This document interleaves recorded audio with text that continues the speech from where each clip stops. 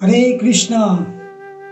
आप सभी दर्शकों का जो YouTube पर हमें देख रहे हैं, हम स्वागत करते हैं हमारे आज के इस सेशन में, जिसका नाम है 5 minutes 5 lessons from Bhagavad Gita chapter 3। भक्तों, पिछले अध्याय में हमने जाना कि हमारी पहचान क्या है, मैं कौन हूँ। जब हम ये जान चुके हैं कि मैं कौन हूँ, तो अब हमें जानना है कि मुझे करना क्या है। इसी को कर्म कहते हैं, इसी को कर्तव्य कहते हैं। कर्तव्य दो प्रकार के होते हैं, एक भौतिक कर्तव्य और दूसरा आध्यात्मिक कर्तव्य। कृष्ण अर्जुन को गीता में दोनों कर्तव्य के बारे में बताने जा रहे हैं, लेकिन इस अध्याय में भगवान श्री कृष्ण अर्जुन को भौतिक कर्तव्य के बारे में बता रहे हैं कि हमें कर्तव्य करते हुए आध्यात्मिक उन्नति भी करनी है। वो कैसे होगी? आध्यात्मिक उन्नति होगी कर्म योग से। इस अध्याय का नाम है कर्म योग। कर्म को जानो, कर्म को समझो, इसका विषय है। यह स्वयं की कैटेगरी में बिलोंग करता है। इसमें भगवान हमें 5 महत्वपूर्ण शिक्षाएं दी हैं, जो हम अभी एक एक करके ले रहे हैं। पहली शिक्षा, प्यूरिफाई योर डिजायर्स। हमारी इच्छाएं हैं, उन्हें नेग्लेक्ट मत कीजिए। गीता हमारी इच्छाओं को इनकार करने के लिए नहीं कहती है, गीता हमारी इच्छाओं को शुद्ध करने के लिए कहती है। मुझे अच्छा खाना है, कोई प्रॉब्लम नहीं है, हम अच्छा खा सकते हैं, लेकिन उस अच्छे खाने को सबसे पहले मुझे भगवान को ऑफर करना चाहिए। बहुत गलत धारणा है भक्तों कि गीता हमें सब कुछ छोड़ने के लिए कहती है। नहीं, गीता हमें कुछ भी छोड़ने के लिए नहीं कहती है। गीता हमें सब चीज़ों को भगवान से जोड़ने के लिए कहती है। दूसरी शिक्षा, लॉ ऑफ कर्म। कर्म का नियम हमें क्या सिखाता है? ये कर्म एक बहुत ही इंपॉर्टेंट सब्जेक्ट है भक्तों।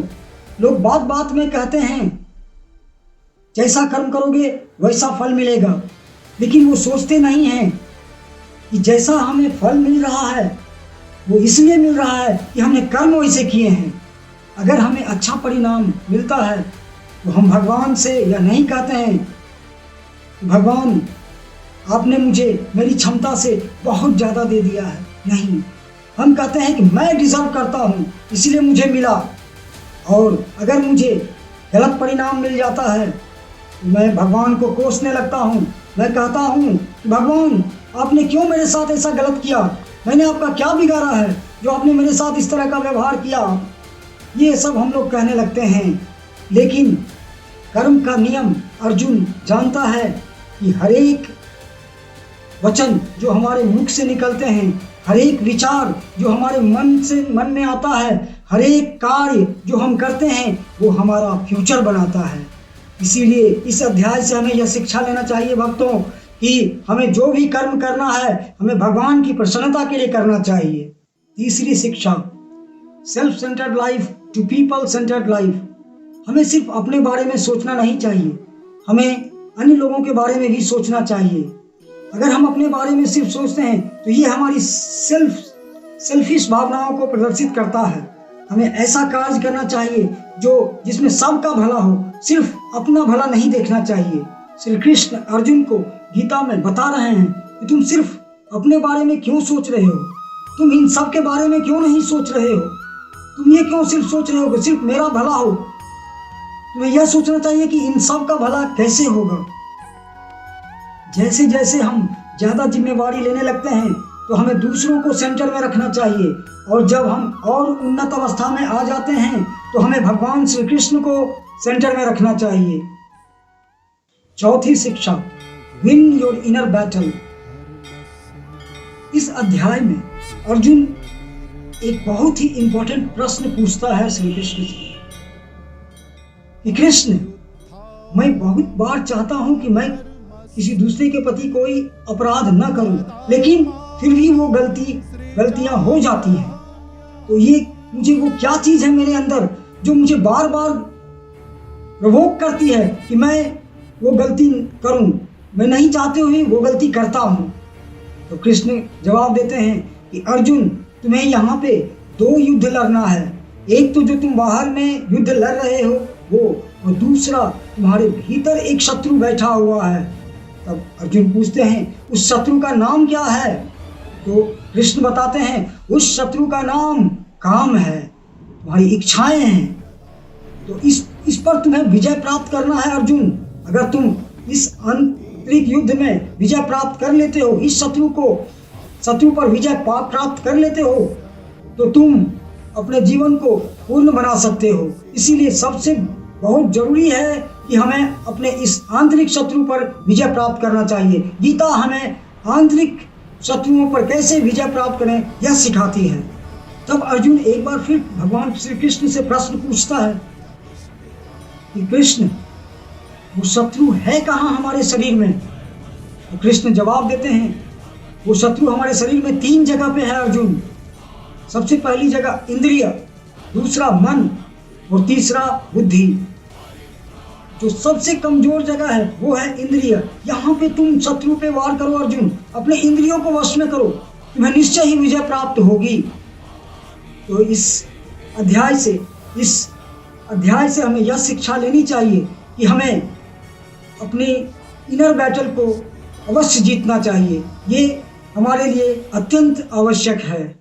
5वीं शिक्षा, एनकरेज एंड गिव गाइडेंस। हमें हमेशा प्रोत्साहन देना चाहिए और सही मार्गदर्शन कराना चाहिए। कृष्ण अर्जुन को प्रोत्साहन दे रहे हैं कि इनर बैटल जो तुम लड़ रहे हो वो तुम्हारे लिए कठिन जरूर है, लेकिन तुम जीत जाओगे, तुम इसे जीत सकते हो। यहाँ पे कृष्ण प्रोत्साहन दे रहे हैं अर्जुन को। तो गीता पेसिमिज्म से भरी नहीं है। प्रॉब्लम्स हमारी जिंदगी में हैं, हमें दुख है, लेकिन गीता हमें रियलिस्टिक बनाती है, हमें बताती है कि उस प्रॉब्लम्स के सॉल्यूशंस भी हैं। समस्या हमारे पास आएंगी, लेकिन इसका समाधान भी है। यही हमें शिक्षा दे रही है। तो इस प्रकार हमारी 5 शिक्षाएं पूर्ण होती हैं। भक्तों, गीता एक सिस्टमैटिक स्क्रिप्चर है। ऐसा नहीं है कि भगवान कहीं से भी रैंडमली किसी भी चीज को उठा करके इसमें डाल दिए, नहीं, ऐसा नहीं है। भगवान एक सिस्टम से इसको चला रहे हैं। एक अध्याय से दूसरे अध्याय, दूसरे अध्याय से तीसरे अध्याय, तीसरे अध्याय से चौथे अध्याय, ये एक सिस्टम वाइज भगवान चल रहे हैं, सिस्टमैटिकली चल रहे हैं। गीता की सभी शिक्षाएं इंटरलिंक्ड हैं। तो अभी तक अगर आपने पिछली शिक्षाओं को नहीं सुना है तो हम आपसे आग्रह करते हैं कि आप कृपया पिछले अध्यायों को YouTube पे जा करके हमारे पिछले अध्यायों को, पिछले शिक्षाओं को ध्यान से सुने और उसके बाद आप गीता को पूरी अच्छी तरह से समझ पाएंगे। तो अगले अध्याय में हम दिव्य ज्ञान योग के बारे में जानेंगे। हम जानेंगे कि कर्तव्य को किस ज्ञान के साथ करना चाहिए।